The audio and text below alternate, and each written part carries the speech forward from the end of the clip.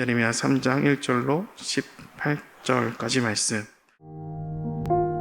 그들이 말하기를 가령 사람이 그의 아내를 버림으로 그가 그에게서 떠나 타인의 아내가 된다 하자 남편이 그를 다시 받겠느냐? 그리하면 그 땅이 크게 더러워지지 아니하겠느냐 하느니라. 내가 많은 무리와 행음하고서도 내게로 돌아오려느냐? 여호와의 말씀이니라. 내 눈을 들어 헐벗은 산을 보라. 내가 행음하지 아니한 곳이 어디 있느냐? 내가 길가에 앉아 사람들을 기다린 것이 광야에 있는 아라바 사람 같아서 음란과 행악으로 이 땅을 더럽혔도다. 그러므로 단비가 그쳤고 늦은 비가 없어졌느니라. 그럴지라도 네가 창녀의 낯을 가졌으므로 수치를 알지 못하느니라. 네가 이제부터는 내게 부르짖기를 나의 아버지여. 아버지는 나의 청년 시절의 보호자이시오니 노여움을 한없이 계속하시겠으며 끝까지 품으시겠나이까 하지 아니하겠느냐. 보라, 네가 이같이 말하여도 악을 행하여 네 욕심을 이루었느니라 하시니라. 요시야 왕 때에 여호와께서 또 내게 이르시되 너는 배역한 이스라엘이 행한 바를 보았느냐?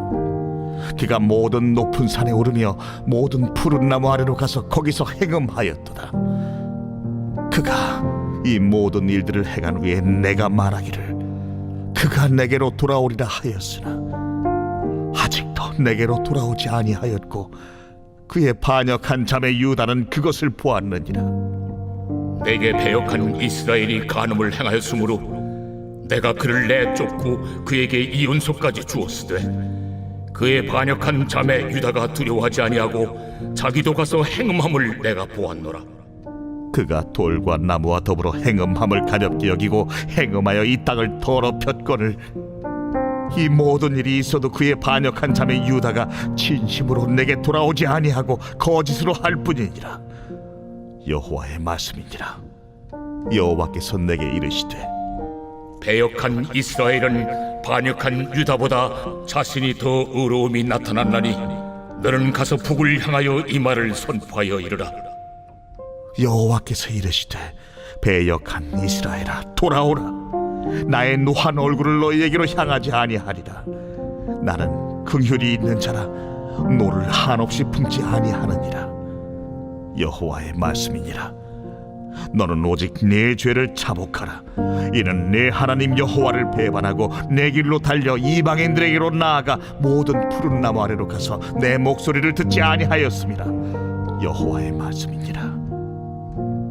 여호와의 말씀이니라. 배역한 자식들아 돌아오라. 나는 너희 남편님이라. 내가 너희를 성읍에서 하나와 족속 중에서 둘을 택하여 너희를 시온으로 데려오겠고 내가 또 내 마음에 합한 목자들을 너희에게 주리니 그들이 지식과 명철로 너희를 양육하리라. 여호와의 말씀이니라. 너희가 이 땅에서 번성하여 많아질 때에는 사람들이 여호와의 언약궤를 다시는 말하지 아니할 것이요 생각하지 아니할 것이요 기억하지 아니할 것이요 찾지 아니할 것이요 다시는 만들지 아니할 것이며 그때 예루살렘이 그들에게 여호와의 보좌라 일컬음이 되며 모든 백성이 그리로 모이리니 곧 여호와의 이름으로 말미암아 예루살렘에 모이고 다시는 그들의 악한 마음에 완악한 대로 그들이 행하지 아니할 것이며 그때 유다 족속이 이스라엘 족속과 동행하여 북에서부터 나와서 내가 너희 조상들에게 기업으로 준 땅에 그들이 함께 이르리라. 네, 오늘 3장에서 이제 1절로 한 5절까지 보면 하나님께서 심판하시겠다라는 메시지를 주고 있죠.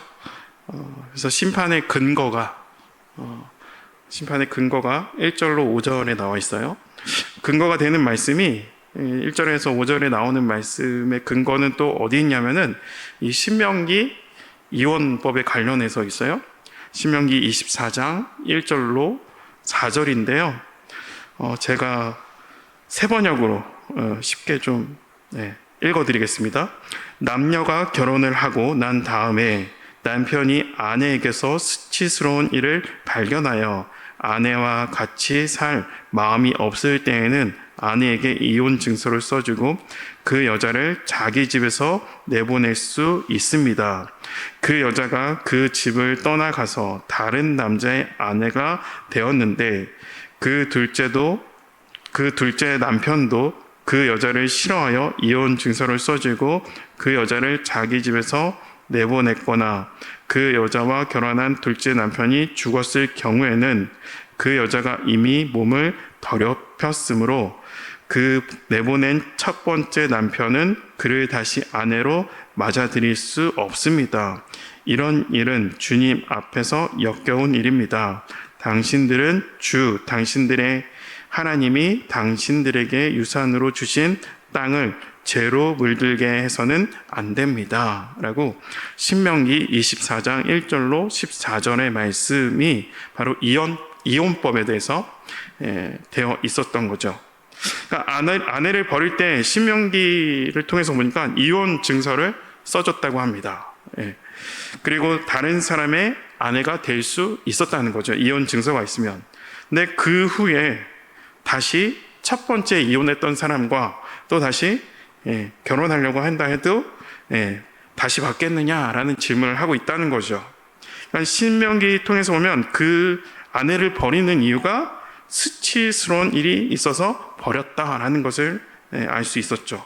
그러니까 수치로 아내는 다른 남자의 아내가 되었습니다. 근데 두 번째 남편과 헤어졌어요. 근데 그 첫 번째 남편이 다시 이 아내를 받아줄 수 있나라는 질문을 하는 바로 말씀이 있다는 거죠. 마치 이 이혼법에 대해서 하나님이 이 이혼법을 가져와서 이스라엘에게 이야기하는 거예요. 이스라엘 백성이 남편인 하나님을 떠나서 우상을 섬겼다는 거죠. 그런 이스라엘이 다시 하나님께 갔다고 해서 내가 다시 너네를 받아주겠느냐라는 질문을 하나님께서 하고 있다는 거죠. 오늘 1장 후반부에 그 땅이 크게 더러워지지 아니하겠느냐 하느니라. 내가 많은 무리와 행음하고서도 내게로 돌아오려느냐. 이 말씀이 바로 신명기에 나오는 이혼법에 의해서 심판하시겠다는 근거가 되는 말씀입니다. 6절부터는 남유다의 멸망에 대해서 나오죠. 특히 요시야 왕에 대해서 언급이 됩니다. 여러분, 남유다의 가장 탁월한 왕이 누굴까라고 여러분 질문하면 누구라고 생각을 하시나요? 히스기야도 있고요. 그렇죠? 근데 저는 성경을 보면서 요시야 왕이 참 탁월한 왕이다라는 생각을 했었습니다. 예루살렘을 정결하게 일단 했어요. 우상 숭배하는 또 제단을 다 허물고 정결케 하는 유대로 어떠면 그 남유대의 어떤 종교개혁을 일으켰던 왕이었다는 거죠. 그래서 역대하 34장 3절에 보니까 요시야 왕이 되고 12년이 되었을 때 그 종교개혁이 시작됩니다. 그러니까 이 일에 있어서 함께 동역한 사람이 바로 예레미야 선지자라는 거죠. 예레미야가 13년째, 요시야 13년째 예레미야가 함께 하죠. 우리가 봤던 예레미야 1장 2절에 암몬의 아들 유다왕 요시야가 다스린 지 13년에 여호와의 말씀이 예레미야에게 임하였고 라고 시작이 돼요. 그러니까 요시야 왕과 예레미야가 당시 대략적으로 이들의 나이를 추정하면 한 20살 정도의 청년이었어요. 그러니까 젊은 왕과 젊은 선지자가 함께 남유다를 온전히 세워가는 일에 애쓰고 힘썼다는 거죠. 6년 동안 그 일을 시작합니다. 그래서 역대하 34장 8절에 보니까 요시야가 왕 위에 있는 지 18째 해 그 땅과 성전을 정결하게 하기를 마치고, 역대하 34장 14절 후반절인데요. 제사장 hil기야가 모세가 전한 여호와의 율법책을 발견하고 라고 됐어요. 그러니까 모세의 율법책을 요시야 이 왕 때 hil기야라는 제사장을 통해서 발견이 됐다는 거죠. 근데 그때 발견됐다는 것은 그 전에는 율법책을 보지도 않았고 찾지도 않았고 필요하다고 생각하지도 않았고 관심이 1조차 없었다는 거죠. 그러니까 제사를 드리는데 제사를 발명법이 다 율법책에 나와 있는데 율법책과 상관없이 이들이 제사를 했다라는 생각을 할 수 있고요. 하나님과 상관없이 예배했다라는 것을 알 수 있어요. 그러니까 그 당시 훌다라는 선지자가 하나님의 말씀을 전합니다. 그 내용이 남유다의 멸망인데요. 지금 요시야를 통해서 종교개혁이 일어나고 율법을 찾고 또 절기를 막 지키려고 하고 많은 것들이 하나님께 회복하는 일들을 시작합니다. 그럼에도 불구하고 하나님께서 너 망한다 라는 메시지가 그들 가운데 임해요. 그리고 요시야는 그 말씀에 대해서 망한다는 그 메시지를 통해서 정말 그 말씀을 통해서 남자가 그러면 안 된다는 생각을 가지고 또 종교개혁을 다시 더 크게 일어났긴 되는데요. 근데 또 어떤 내용이 있냐면 요시야 너가 사는 동안은 남녀가 망하지 않는다라는 말씀을 또한 하십니다. 그래서 요시야가 죽어야지 망한다 이런 의미가 있는 거죠. 이런 메시지를 듣고 요시야가 역대하 34장 29절로 33절에 어떤 일이 일어나냐면 모든 백성을 다 모이게 하고요. 대각성, 어떻게 보면 대회개 운동이 시작이 돼요. 다시 하나님 앞에 언약을 지키는 회개 운동이 일어납니다. 절기를 지키게 되고 하나님 앞에 자복하고, 그 결과가 회복해 하시는 말씀이 임해야 되는데 여전히 하나님은 이스라엘의 멸망을 이야기하고 있습니다.